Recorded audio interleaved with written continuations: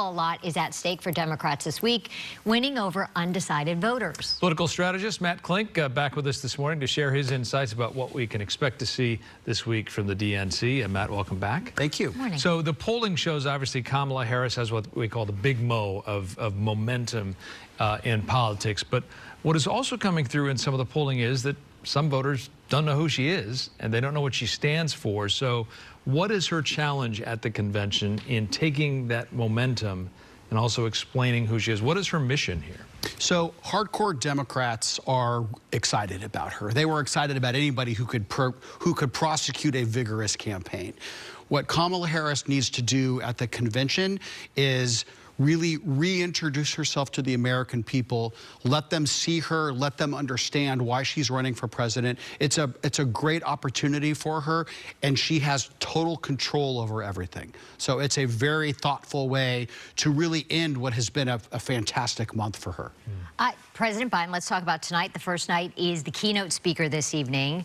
Do you think that's by design, kind of the pass the torch moment for this to look unified, that the president wasn't pushed out in any way? And how do you think that will go this evening? Jessica, it's really two reasons. One is they want to celebrate Joe Biden. It just goes to show you political memories in politics are short. They threw him out a month ago, and now they're going to thank him for being a great president. But the real purpose, get Joe Biden on early so that the next 3 days focus on Kamala, and what she will do as the Democratic nominee for the last 3.5 months of this election. The first woman to be a Democratic presidential nominee, Hillary Clinton, is speaking. Former Presidents Obama and Clinton also expected to address the DNC this week. What are you expecting to hear from them? I think that they are going to talk about Kamala Harris being the next generation of leadership, being able to carry the progressive movement into the 21st century. They will certainly make a play on the fact that she is, 20+ years younger than Donald Trump. And really just a new sense of energy and enthusiasm that she has injected into this race. We've already seen some images from Chicago showing protests happening. Pro-Palestinian protesters say their voices will be heard in Chicago this week, saying we could even maybe see disruptions in the convention hall. Do you think Vice President Harris will address this topic this week? Vice President Harris will certainly address the Israel-Hamas war, and in particular, she's been very vocal about the number of Palestinian casualties in Gaza. But this is where the Democratic base is much more liberal than the rest of America. The rest of America supports Israel and their right to prosecute this war that Hamas started.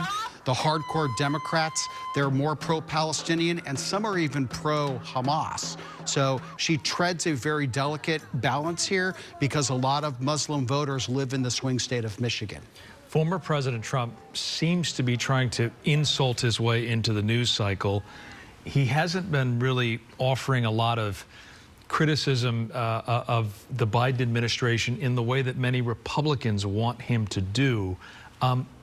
Is that going to work? No. In a simple word, Trump has sharpened his attacks, though. Look, Donald Trump will always insult. That's part of his personality, whether you love him or you hate him. But what he is starting to do, and what J.D. Vance is doing, is they are going after the record. And Kamala Harris, with her, her economic plan that was very broad and general, except for she proposed price controls, among other things, that's going to start to open her up to more specific attacks. So the challenging part of this race is what comes after the convention. Basically a flat-out even race right now, and now it's who is best at convincing the majority of Americans that their vision will work for the future. Do you expect Kamala Harris to get the typical convention bounce, or has that already been baked in by the rallying of the Democrats behind her in this phase where Joe Biden pulled out? It's my belief that she's largely had it. I mean, she has closed the polls. We're statistically tied in most states. So, national polls are meaningless. Yeah. It's all the polls in 4 or 5 swing states. It's roughly even. It's where we were before Joe Biden self-destructed on the 27th of June.